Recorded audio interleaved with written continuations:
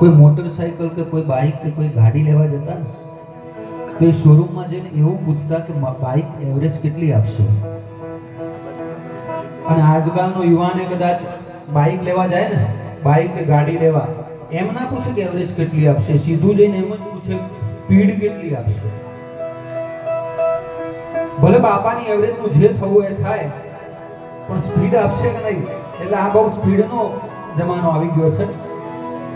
અને એક સેકન્ડમાં એક માણસ બીજા માણસને ભૂલવી નાખે, પણ આ પરિવાર જે 10-10 વર્ષ પછી પણ જે પોતાની માને યાદ કરે, પોતાના પિતાને યાદ કરે, આજ આનંદ, આજ ઉછરંગ, આજ નેણોમાં સલોણા ને સખી આજ અમારા આંગણે જોન કંચન વર્ષાઈ ને. ખૂબ ઉત્તમ આ કાર્ય થઈ રહ્યું છે.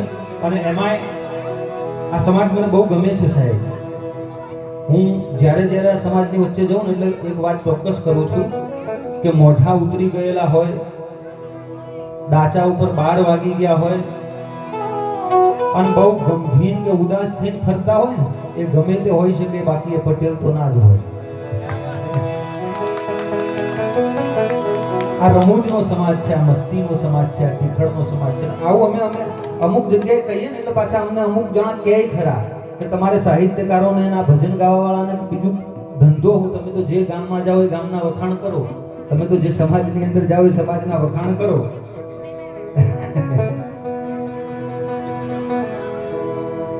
આવું મને એક જણાએ કીધું એટલે મેં એને પ્રશ્ન પૂછ્યો પછી અમે વખાણ ના કરીએ.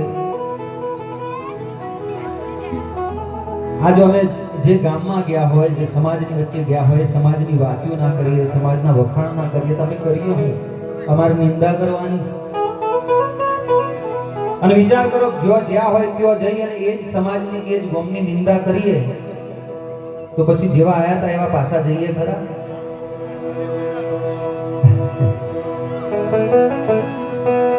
પણ આ દેશની ધરતીનો એક એક સમાજ, એ સમાજની અંદર કંઈક એવી વાત છે, એ સમાજની અંદર કંઈક એવા ગુણો છે, તમે એના વખાણ કરી શકીએ છીએ.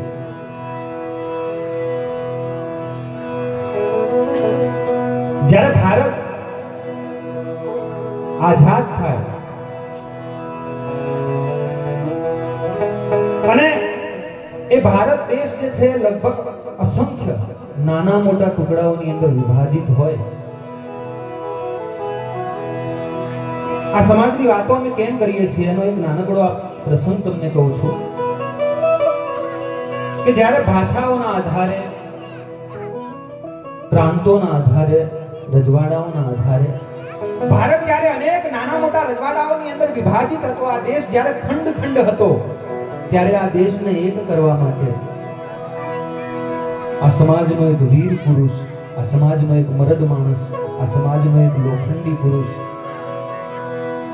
એમ કહેવાય કે આખા ભારતનું પરિભ્રમણ કરે, આખા ભારતનું પરિભ્રમણ કરી અને ભારતના એક લગભગ 562 જેટલા જે રજવાડા હતા એ એક એક રજવાડાઓનું એકત્રીકરણ કરે અને એ એક એક રજવાડાને એકત્રિત કરી અને જે અખંડ ભારતનું નિર્માણ કરે.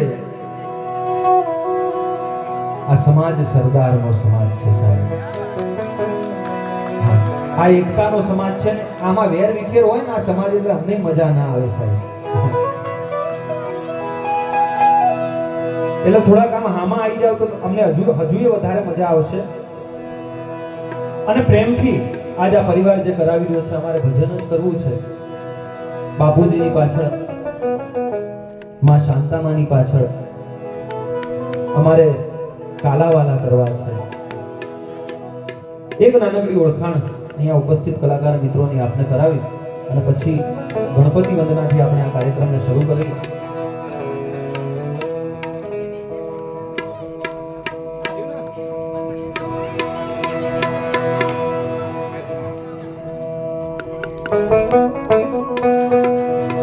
અને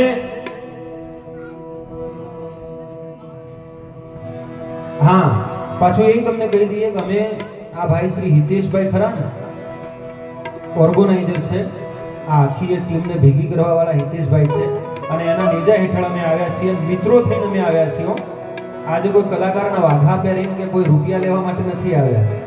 હા, કોઈ બિલ લેવા માટે નહીં, દિલના સંબંધોને સાચવવા માટે આવ્યા છે. એટલે એક એક કલાકારની હું આપને ઓળખાણ આપું, તાળીઓના ગળગળાટથી આપે એ તમામ કલાકારોને વધાવવાના છે. સૌપ્રથમ અમારા ભાઈ શ્રી હિતેશભાઈ, જેના નેજા હેઠળ અમે અહીંયા આવ્યા છીએ. એક વખત જબરદસ્ત તાળીઓનો ગળગળાટ તમે હિતેશભાઈની માટે કરો. ત્યારબાદ અમારા પીઠ કલાકાર અને ઉત્તર ગુજરાતનો બહુ બુલંદ અવાજ જેને કહેવાય, પહાડની ટોચમાંથી આવતો હોય ને એવો બુલંદ અવાજ, પહાડી અવાજ, એટલે ભાઈ શ્રી પ્રવીણભાઈ દેલવાડિયા. એક વખત જબરદસ્ત તાળીઓના ગળગળાટથી આપણે પ્રવીણભાઈને વધાવી લઈએ. બેન શ્રી અલકાબેન ડોડિયા, ઉત્તર ગુજરાતનું બહુ સારું એવું નામ છે, કોકિલ કંઠી, ઉત્તર ગુજરાતની કોયલ જેને કહી શકાય.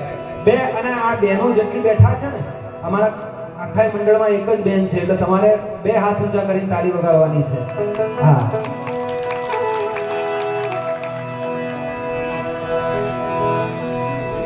હા, અમારા ભાઈ શ્રી યોગેશભાઈ, બહુ નાની ઉંમર છે અને બહુ ધુરંધર આર્ટિસ્ટ છે અને હમણાં ઘણી જગ્યાએ લગ્ન ગીત હોય, ગરબા હોય, દરેક કાર્યક્રમોની અંદર ખૂબ ધૂમ મચાવી રહ્યા છે. યોગેશભાઈની માટે આપણે જબરદસ્ત તાળીઓનો ગળગળાટ કરીએ. બેન્જો સાથે સંગત કરી રહ્યા છે ભાઈ શ્રી મિલનભાઈ, એમની માટે એક વખત જબરદસ્ત તાળીઓનો ગળગળાટ. અને તબલાની દુનિયામાં બહુ સારું એવું નામ છે સાહેબ. હા, અને હજુ ખુલ્યા નથી. હા, બાકી અમે ઘણા કાર્યક્રમો સાથે કર્યા છે, અમે ઓળખું છું એમને. બહુ અદ્ભુત તબલા વાદનનું કામકાજ છે. ભાઈ શ્રી કશ્યપભાઈને જબરદસ્ત તાળીઓના ગળગળાટથી આપણે વધાવી લઈએ. રાકેશભાઈ સાઉન્ડ ઓપરેટર, એમને પણ એક વખત જબરદસ્ત તાળીઓના ગળગળાટથી આપણે વધાવી લઈએ.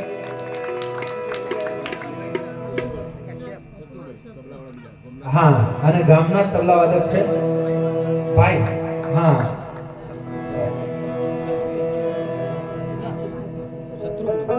હા, શત્રુઘ્નભાઈ, એમની માટે એક વખત જબરદસ્ત તાળીઓનો ગળગળાટ.